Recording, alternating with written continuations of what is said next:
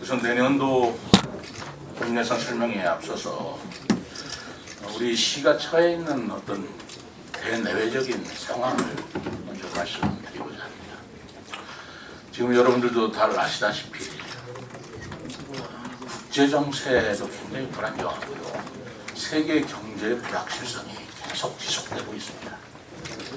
우리나라뿐만 아니라 전 세계적으로 지금 고금리, 고물가, 그리고 우리 경우에는 내수 경기가 좀처럼 회복되지 않고 있어서 대내외적인 경제 여건이 어려운 상황이 있는 것이 사실입니다.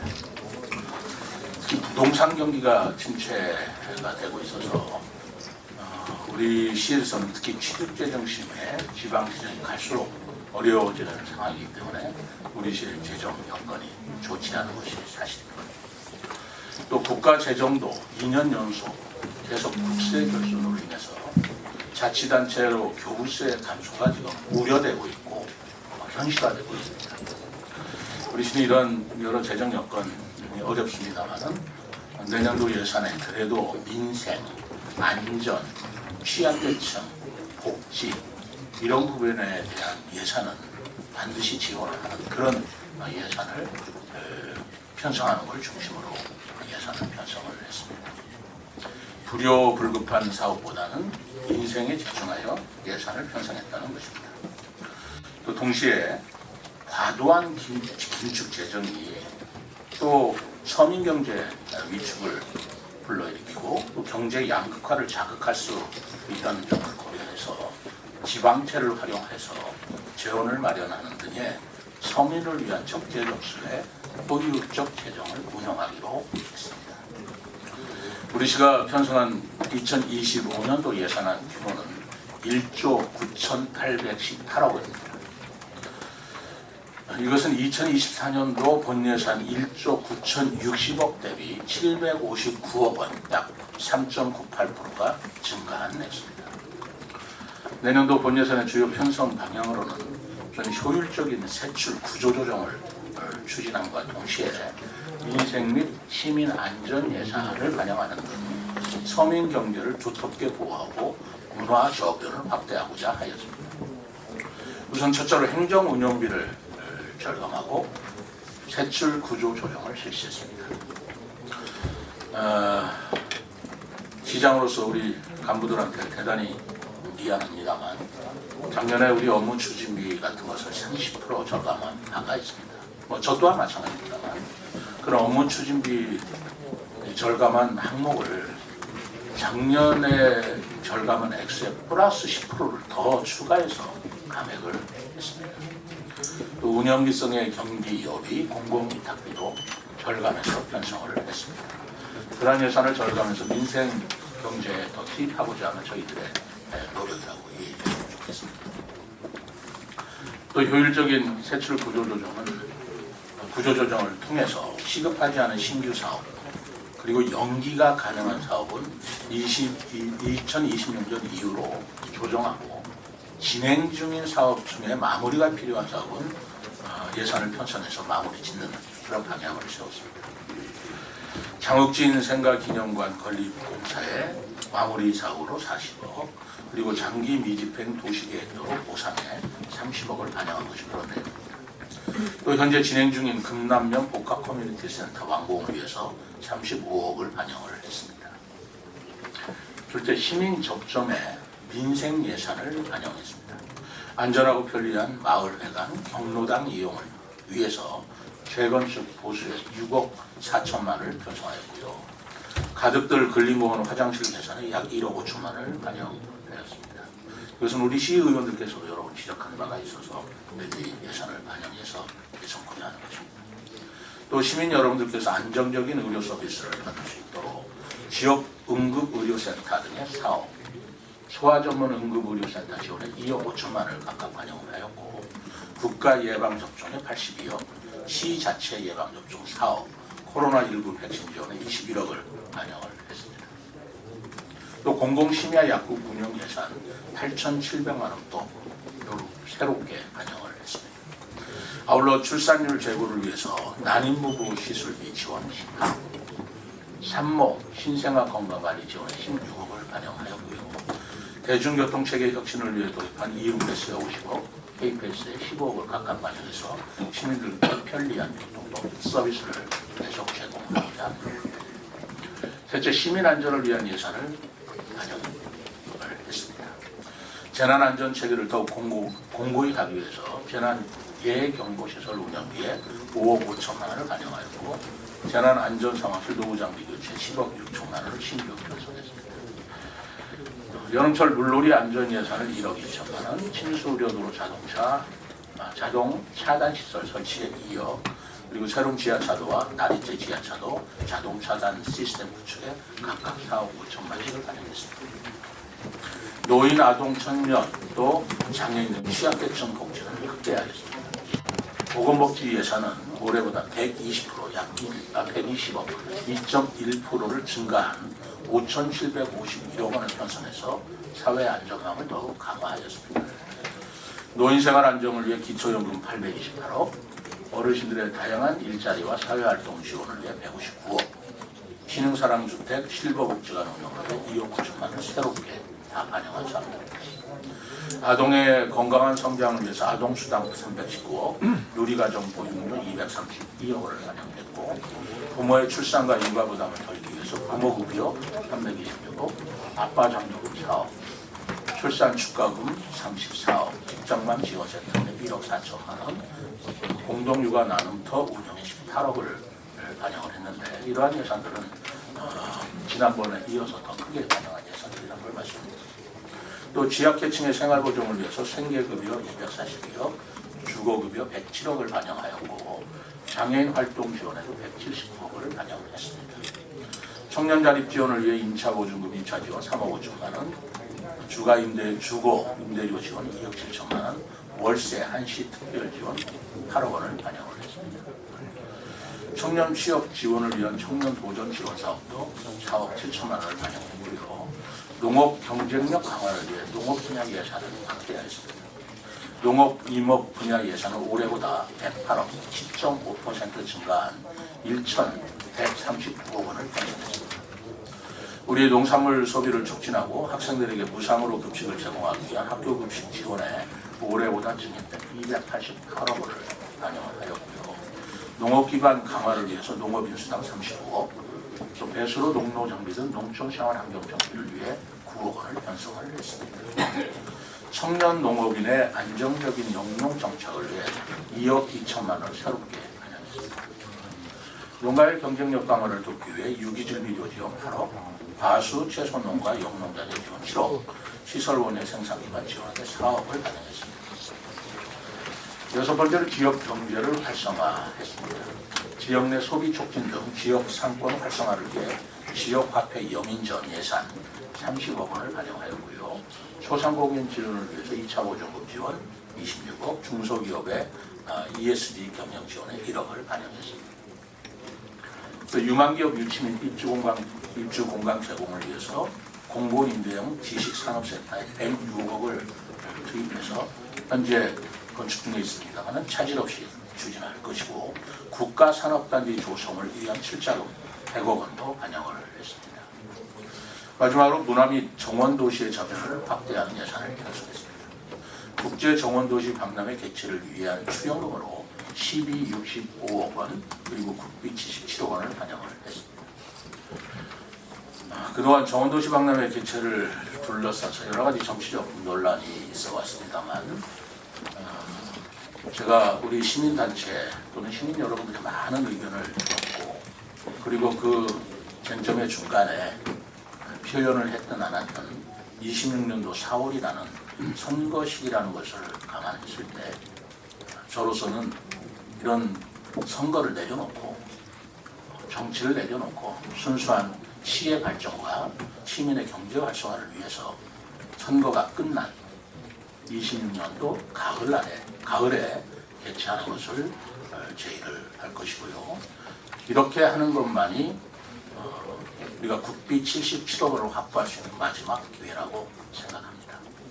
또 국비 77억을 확보하기 위해서는 우리 시기 예산 65억 원이 편성이 되었는데 이것도 26년도 4월에 했더라면 25년도 예산을 더 많이 편성할 수밖에 없는데 가을로 연기하게 된다면 26년도와 25년도에 분산 투자할 수 있게 되기 때문에 다소 내년도 예산 부담에도 좀 절감이 되는 그런 효과가 있을 것이라고 봅니다.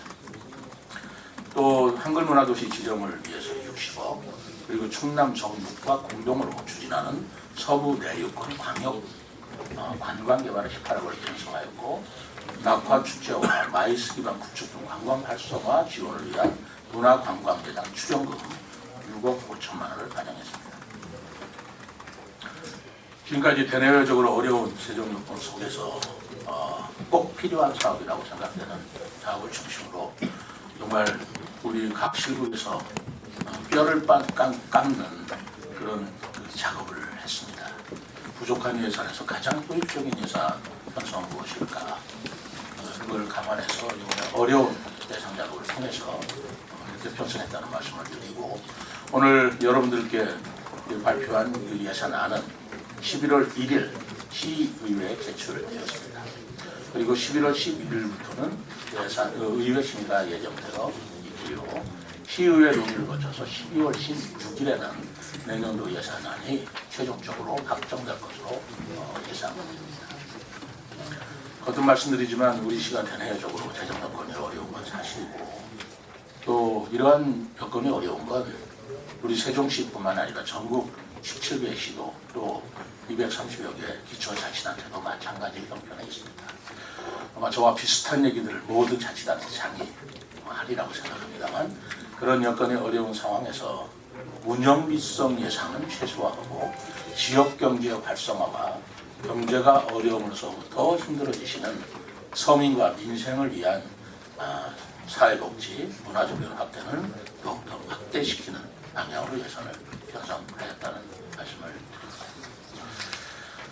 앞으로 시의회에서 심도 있게 심의를 해 주시겠습니다만은 우리 집행부 입장에서는 경기 회복과 그리고 민생 안정을 위한 집행부의 깊은 고민이 담긴 예산이었다는 걸 헤아려 주실 것을 부탁드리고 싶습니다. 앞으로도 우리 시는 조직 진단, 사업 분석 등을 통해서 세출 구조 조정을 지속적으로 추진할 것이고, 그럼으로써 예산을 보다 더 효율적으로 운영하기 위해 노력하겠습니다. 25년도 예산안에 따라서 편성된 예산을 차질 없이 추진하고, 또 이러한 예산을 통해서 우리 시민들이 보다 밝은 미래, 어려운 상황에서도 희망을 가질 수 있는 그런 예산을 편성한다는 말씀을 드리면서 우리 시민 여러분들의 건강과 행복한 삶을 기원합니다. 감사합니다. 질의 답변 시간을 갖도록 하겠습니다. 질의하시기 전 손을 들고 언론사명과 성함을 말씀해 주시고, 질의하실 때는 간단하게 질의해 주시기 바랍니다.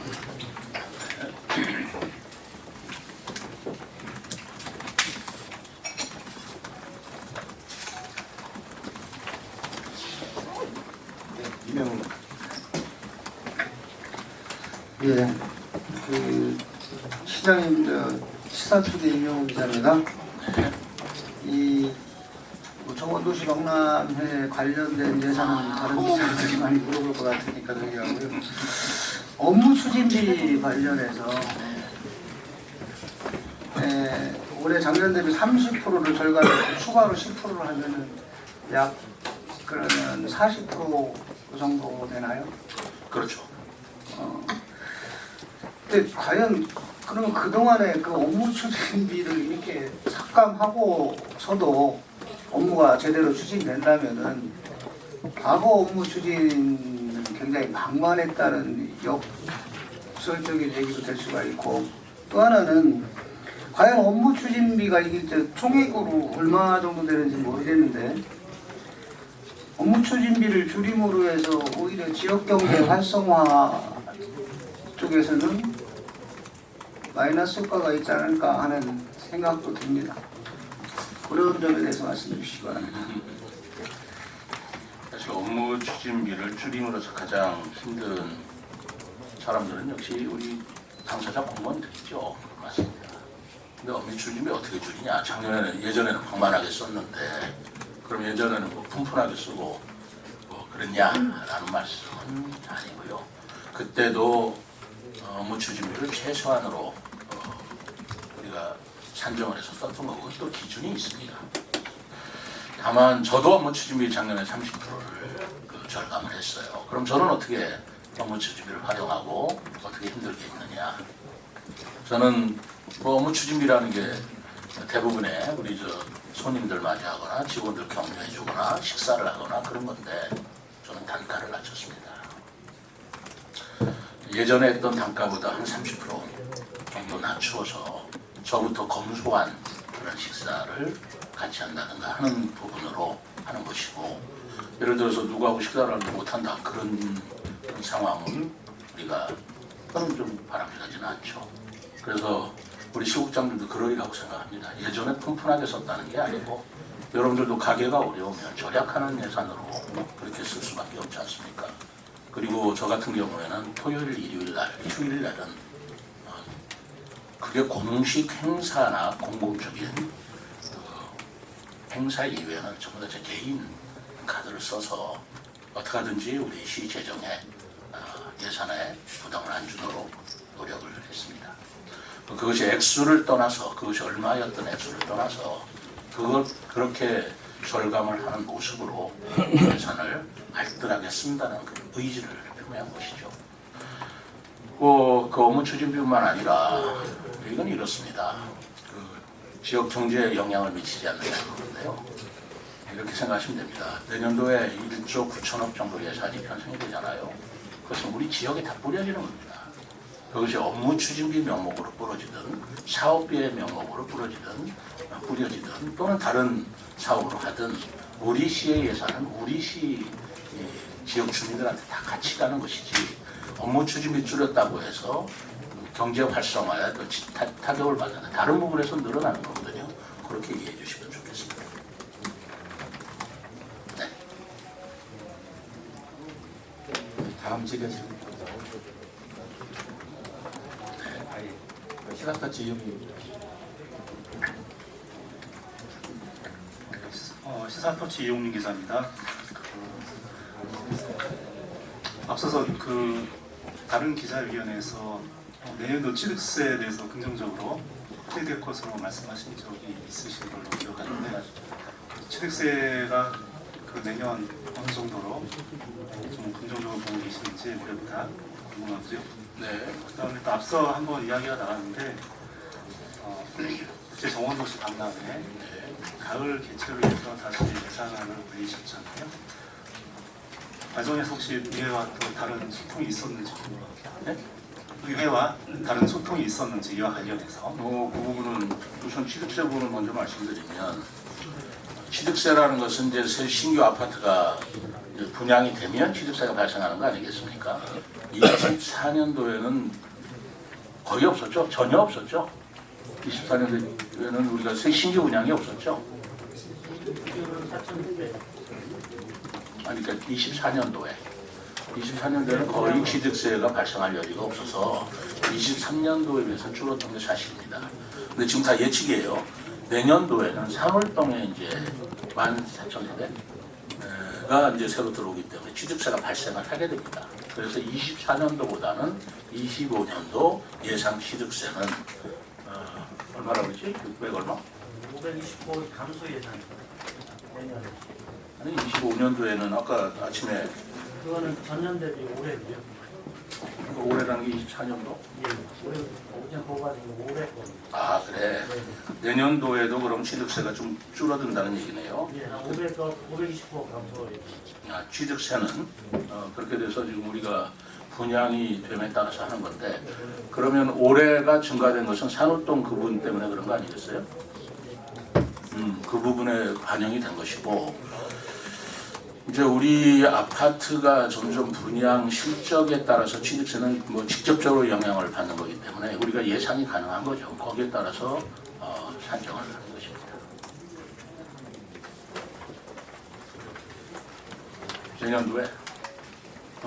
내년도에도 지금 취득세도 어렵지만 지방세 전체가 지금 대단히 어려워요. 그래서 뭐 다른 자치단체도 지금 전부 다 그 지방채를 발행하지 않을 수 없는 그런 상황인데요. 저희들도 지방채를 발행한다고 아까 말씀을 드렸고 이렇습니다. 그 재정을 운영할 때 이렇게 지방세 수입이 줄어들면 국세 수입에서 일반 보통 교부세라는 걸로 재원을 보존해 주는 것이 일반적인 그 지방자치단체가 운영하는 재정인데 내년은 보통 교부세도 준다는 거예요. 약 전체적으로 약 30조의 국세 결손이 있기 때문에 국세 결손이 30조가 되면 그 중에 19.24%가 교부세로 오는 건데 그 액수도 줄어들 수밖에 없습니다. 그러면 그것이 각 자치단체 배분할 때 그 액수도 줄어들기 때문에 지방에서의 자체 수입도 줄어드는데 보존해주는 국가 수입은 늘어나야 될 판에 그것만으로도 줄어드니 저희들이 더 긴축 재정을 하고 업무 추진이라도 줄이지 않을 수 없는 거 아니겠습니까? 그렇게 이해를 해주시기 바랍니다. 네, KBS 이정원 기자.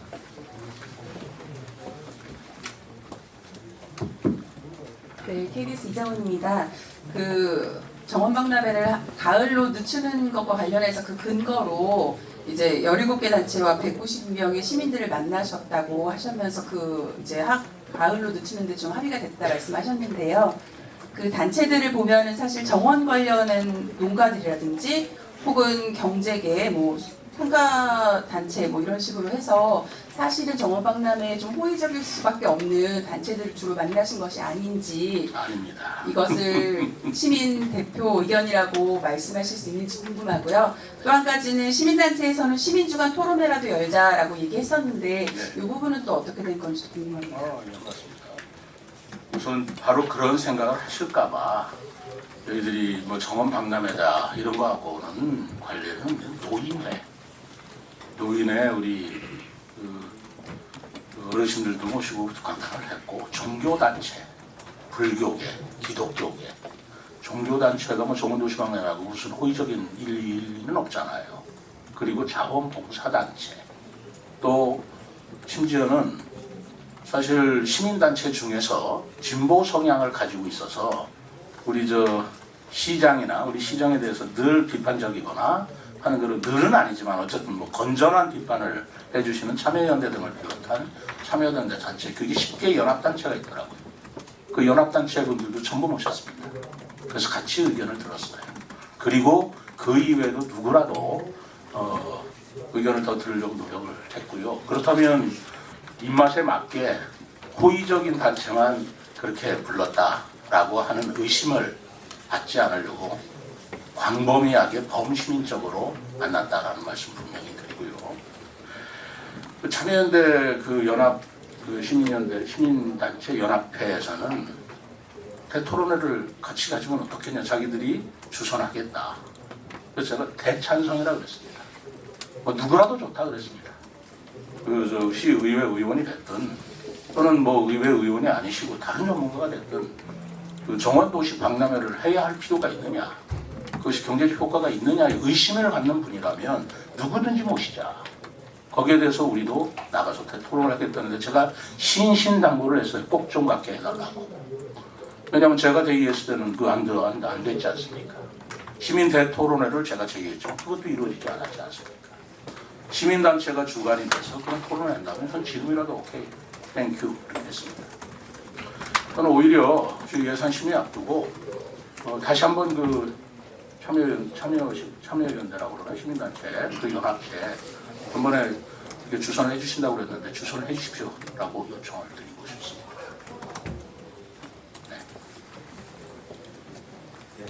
포커스 뉴스는 최종현. 예, 포커스 최종현이랍니다.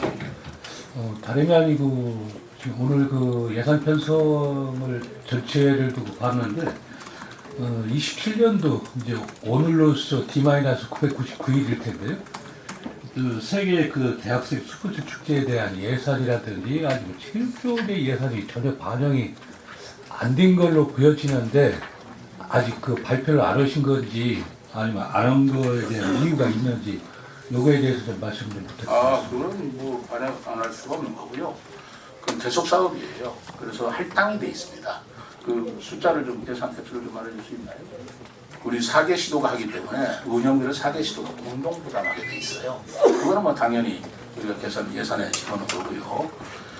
그리고 27년도가 되면 우리가 또 같이 이제 협의를 해야 될 사안이지만 폐막식, 중앙공원에서 폐막식을 하는 걸 지금 피스 측에서 주최 측에서 대단히 환영하는 입장인데 거기를 보강하는 예산이 어떻게 우리가 마련해야 될 것이냐라는 문제는 여기 포함시키지는 않았지만 다른 예산은 우리가 꼬박꼬박 다 집어넣었습니다.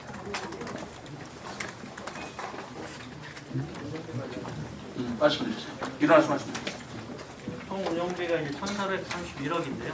이 사기시도 같이 분담을 합니다. 그래서 세종시가 358억이 분담이 되기 때문에 그 부분에 대해서는 연차별로 저희가 예산 편성해서 지원하고 있다는 말씀 드리겠습니다. 네.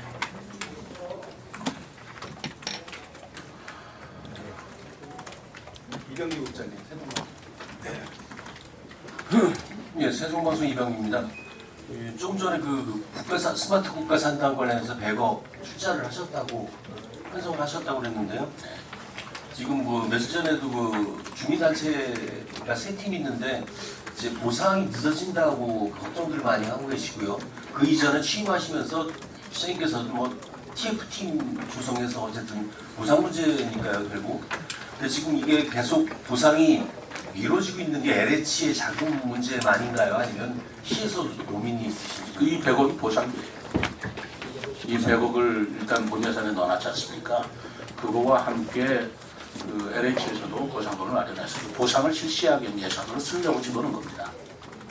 그 시기를 짐작하실 수 있으시죠? 지금 내년 연말쯤 되는 걸로 제가 알고 있는데 언제쯤 하죠? 보상 시기는 내년 5월부터 5월. 지금 할 예정이고요.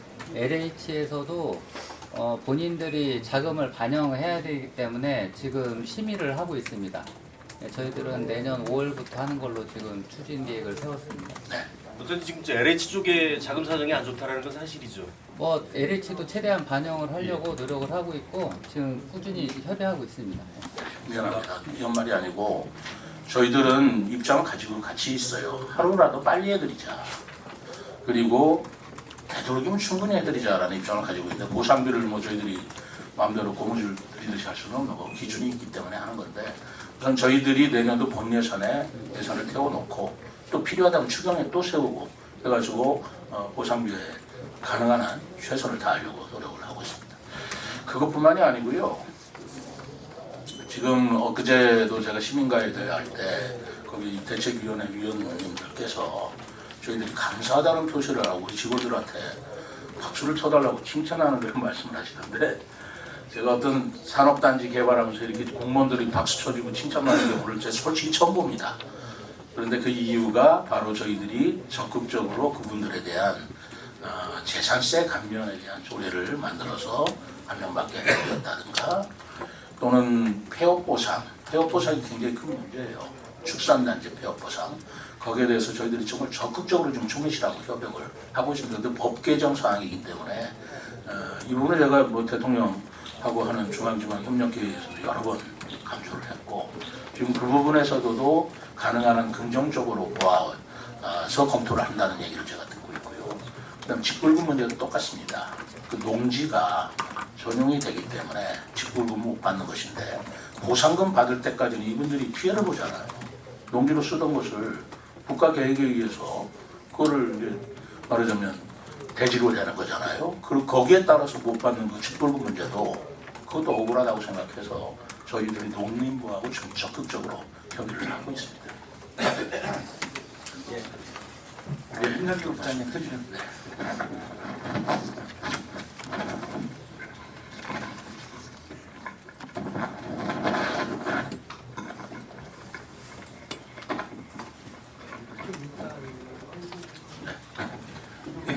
세종텔레비전 인정규 기자입니다. 두 가지 여쭤보겠습니다. 올해 이제 4월에 있었던 그 노송리에 이제 세종형 미래마을이 있었는데 내년에 관련해가지고 혹시 관련된 예산이 반영된 있는지 좀 알려주시고 또 장우진 생각기념관 건립공사로 이제 40억이 되어 있는데 2026년도 하반기쯤에 이게 건립 완공 이제 준공 예정이라고 하는데 이 40억으로 완료가 되는 도든지 아니면 내년에 또 추가로 예산이 되는 건지 그 부분은 그냥 스케줄대로 다 완료가 되는 건지 여쭤보겠습니다. 완료가 되는 거죠?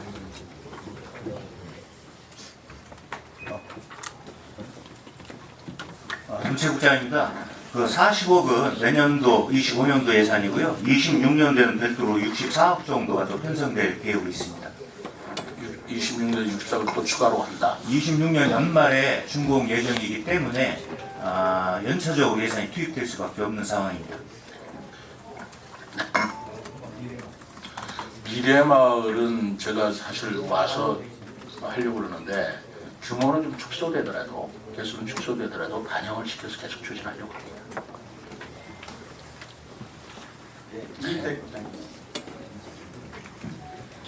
예, 중돌보 이익택 기자입니다. 그 내용 그래프를 보니까 이제 어쨌든 시민들이 궁금한 부분들 여기 이제 대부분 내용들이 예산이 이렇게 항목별로 올랐고 주요한 예산들 항목들은 적시가 되는데 조금 더 궁금한 부분들이 빠져 있는 것 같아서 일단 첫 번째로는 시급하지 않은 신규 사업 미반영 및 2026년 이후로 연기. 요 사업들은 어떤 사업들을 의미하는지 좀 시민들에게 좀 양해를 구하거나 설명이 필요한 부분은 어떤 것이 있는지 첫 번째 질문 드리고요. 두 번째로는 그 전반적으로 2015년 예산안을 봤을 때 또 다른 현안이라고 할 수 있는 투자 유치라든지 공실 해소라든지 대통령 또는 그리고 시장 공약 상황에 대한 대응, 현안 대응 투자비에 대한 부분들은 좀 찾아보기가 조금 힘든데 그런 부분들은 어디서 좀 엿볼 수 있는지 두 가지 질문 드리겠습니다. 시급하지 않은 신규 사업이라고 할 적에는 저는 해석을 이렇게 합니다. 계속 우리 지역 사회에서 요구하는 사업들이 있어요. 빨리 해주기를 다 바라는 거죠.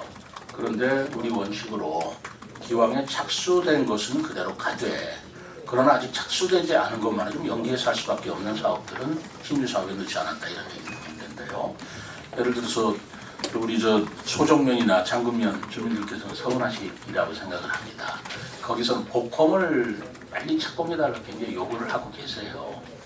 그런데 그 장금면은 설계가 마쳤고 소정면은 올해 설계라도 작성하자. 그래서 그런 것들은 집어넣지만 건축비는 이번에 신규 사업으로 좀 미뤄두자. 그래서 본 예산에 미뤄둔 것을 여건을 봐서 추경에 넣든가 아니면 다음 연도에 넣든가 그런 걸 예를 들면 되겠습니다.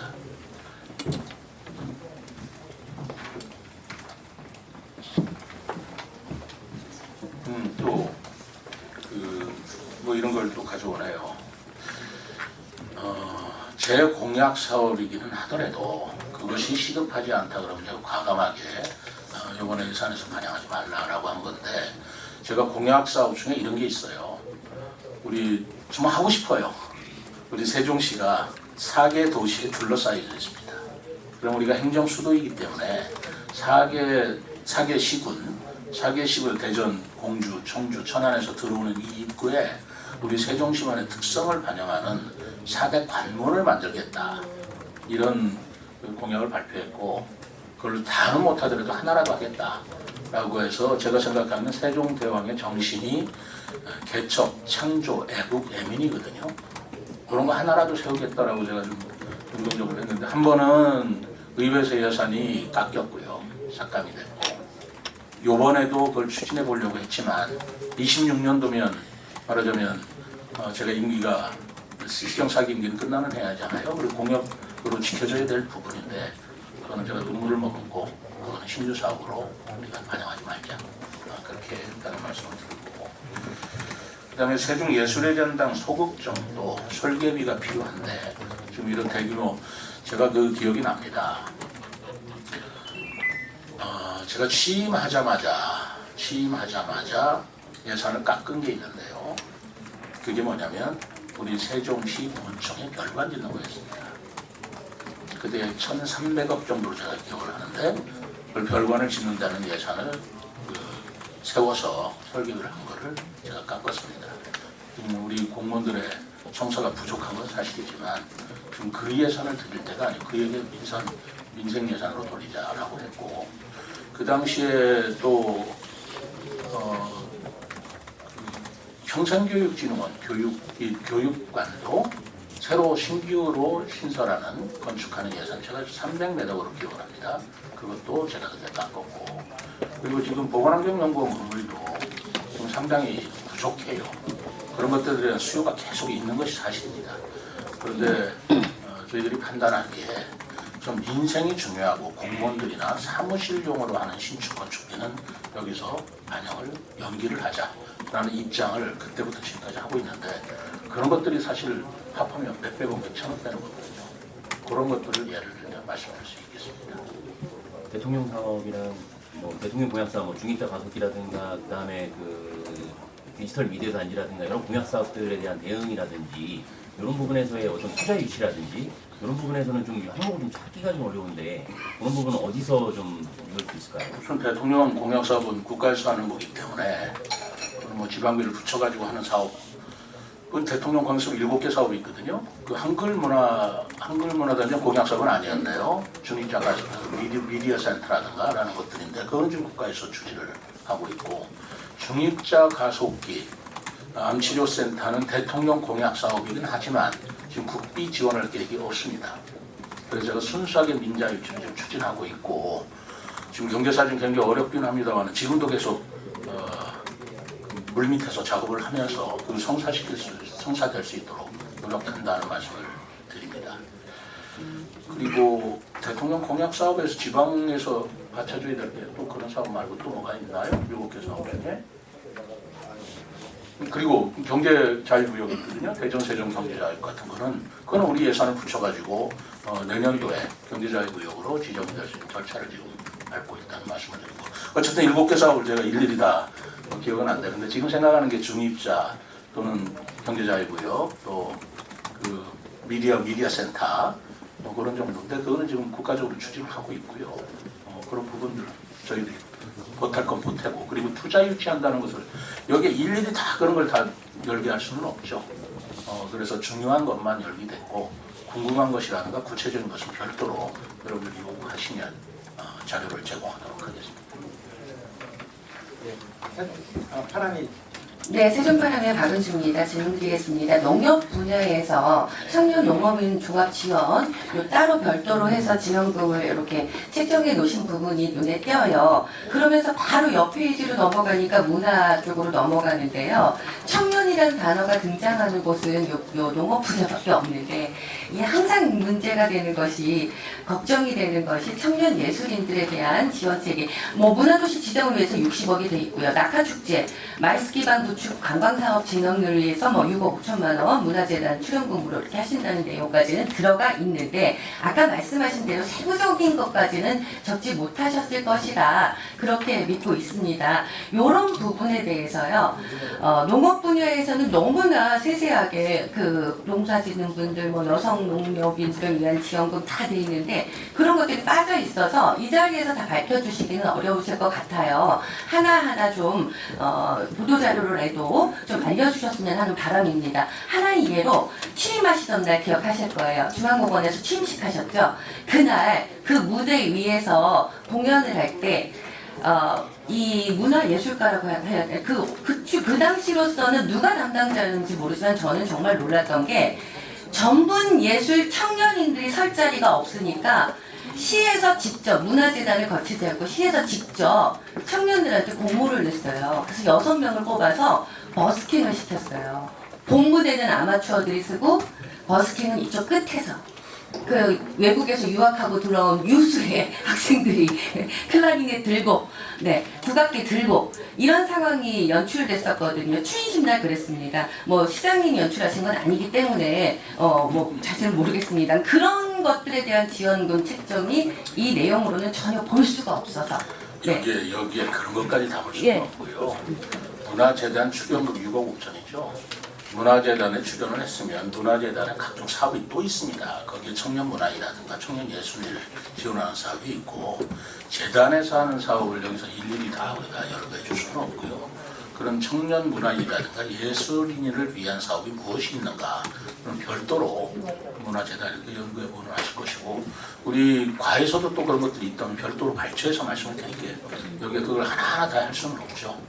그래서 모든 것이 그럼 문화재단으로에서만 책정을 한다는 건가요? 시에서 하는 건 없고? 시에서도 직접 하는 게 있죠. 문화예술과에서. 그리고 각 실과에서 청년과 관련돼서 하는 사업들이 많이 있습니다. 그럼 뭐 청년이라고 해가지고 별도로 사업을 모아보면 그것들이 나올 수 있겠지만 여기에 그런 것들을 뭐 청년이라 붙여가지고 다 둘 수는 없다는 걸 이해해 주시기 바랍니다.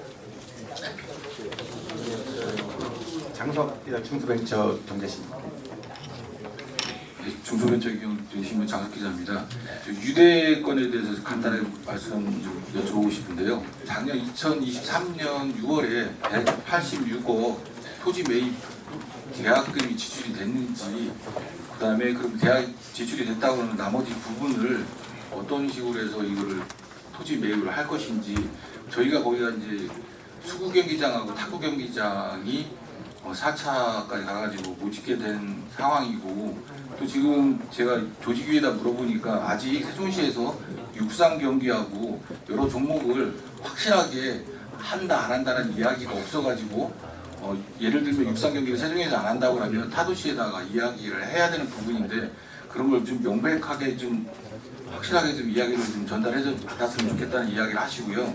또 하나 우리 시장님께서 우리 세종시를 위해서 선수촌 2,300세대 그 이야기 하셔서 진행되고 있는데 5생과 6생이 하고 있는데 아직 뭐라고 할까요? 터파기도 안 한 상태인데 그거에 대해서 좀 점검을 하고 계신지 간단하게 좀 답변 부탁드리겠습니다. 우선 우리가 186억을 유보를 해놓은 게 사실이에요. 왜냐하면 체육관을 질 때 우리가 토지 매입비는 우리가 부담을 해야 되거든요. 근데 이번에 아시다시피 그것을 다시 검토하게 됐습니다. 저는 처음에 종합운동장 그리고 실내체육관 그리고 수영장을 우리 27년도 유대에 맞춰서 그걸 건립하기를 정말 바랬습니다. 이런 기회가 저를 장시다라고 했는데 아시다시피 종합체육관을 집어넣으니까 예타가 나오질 않아서 그걸 이제 덜어내고 그리고 실내체육관하고 그리고 수영장을 우리가 2개를 했는데 사실 그것도 타당성 재조사를 한 거예요. 왜냐하면 옛날에 타당성 조사를 했는데 그게 타당성이 나오지를 않았던 겁니다. 그래서 타당성 재조사를 했다고 해서 우리가 타제하는 거예요. 타당성 재조사를 했는데 그때도 사실은 일반적인 사안 같으면 대조사 결과가 타당성이 안 나오는데 27년도 유대회를 연다고 그러니까 그 수요를 감안한다면 타당성이 있을 수 있겠다. 그런데 만약에 유대회를 거기서 치른다라는 조건이 없다면 그건 타당성이 없다라는 게 한결같은 그 KDI 쪽의 입장이었어요. 그래서 타당성 재조사를 통해서 실내 경기장하고 수영장을 건립하도록 된 것이 유대회의 사용을 조건으로 타당성 재조사가 검토가 된 겁니다. 그렇기 때문에 유대회를 치르기 위한 27년도 5월까지 이걸 건설한다는 것에 우리가 목을 맸죠. 그랬는데 이제 그 뒤에 나온 게 여러분들도 알다시피 단가가 엄청나게 올라버렸어요. 공사 단가가. 이것도 지금 전국적인 현상이라 지금 조달청에서 광급 발주 공사가 제가 알기로는 50 내지 60%가 지금 전부 다 유찰되고 있습니다. 부채 네네. 부채 관련해서 좀 여쭤보겠는데 네네. 그 시장님이 이제 취임하시면서 320억 원 예, 갚았고 그 이제 저기 또 이제 재정 안정화 기금이라고 부채는 그 줄었지만 그 이제 그동안에 지방채 발행을 안 했는 부분도 있고 해서 부채는 줄었는데 지방 그 재정 안정화 기금은 좀 줄었거든요.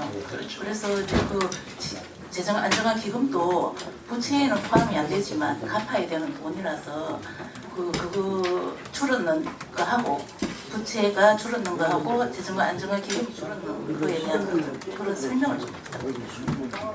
이번에는 제가 지방채를 꼭 해야 되면서도 할 사업들에 대해서는 해야 되는 거고 이번에는 저희들이 한 750억 정도 지방채를 발행을 합니다. 그런데 그 재정안정통합기금이 있어요. 기금은 그 지방채에 들어가지는 않아요. 그거는 시에서 빌려주고 이자를 매기고 또 그 이자를 우리가 또 받는 거예요. 그러니까 우리 내부 계좌이기 때문에 그게 부채라고는 볼 수는 없지만 그러나 그것이 튼튼하면 튼튼할수록 좋죠. 그런데 그동안에는 지방채를 얻어가지고 다른 기관에 이자를 주면서는 아니고 우리가 내고 우리가 받는 그 내부 계좌를 통해서 그 기금을 활용해 왔던 건 사실입니다. 근데 그것도 사실은 그거는 제가 와서 한 게 아닙니다. 그것은 21년도로 제가 기억을 하는데 코로나 때 어렵기 때문에 행자부 지침이 있었을 거예요. 어렵기 때문에 지금 지방채를 해서 얻어온 부분은 차라리 통합기금으로 해서 거기서 예탁금 형식으로 이렇게 일반 재원으로 돌려쓸 수 있는 방안을 행안부에서 한 걸로 제가 알고 있고요. 그래서 그걸 활용하면서 어쨌든 그것도 좀 튼튼해져야 되는데 사실 그동안 그쪽에서 우리가 예탁금 쪼로 일반 재원에 좀 이체해서 쓴 거 사실입니다. 그러나 어쨌든 지방채가 더 중요하죠. 지방채는 저희들이 억제를 해왔는데 이번에는 저희들이 한동안에서 할 수밖에 없었다. 그리고 그 지방채를 얻으면 우리 언론 여러분들이나 시민들은 지방채 얻어가지고 아무데나 쓸 수 있는 게 아니에요. 지방채를 얻어 쓸 수 있는 사업이 정해져 있습니다. 예를 들어서 정원도시방면은 못 써요. 그것은 안전관리에 관한 사항이라든가 아니면 기본 SOC 투자가 아니면 지방채를 얻는다 하더라도 그 돈으로 쓸 수가 없는 것입니다. 그러니까 불효불급한 정도가 아주 시급한 안전관리 사업, 시설, 그리고 SOC 사업, 도로라든가 이런 것에 한해서 쓸 수 있는 지방채를 얻었다는 말씀을 드립니다. 네, 이상으로 브리핑을 마치겠습니다. 네, 뭐 질문 없으시면 마치도록 하겠습니다. 정원도시 박람회에 대해서 굉장히 질문이 많이 나오실 줄 알았는데 의외로 다 이해하시는 모양이네요. 감사합니다.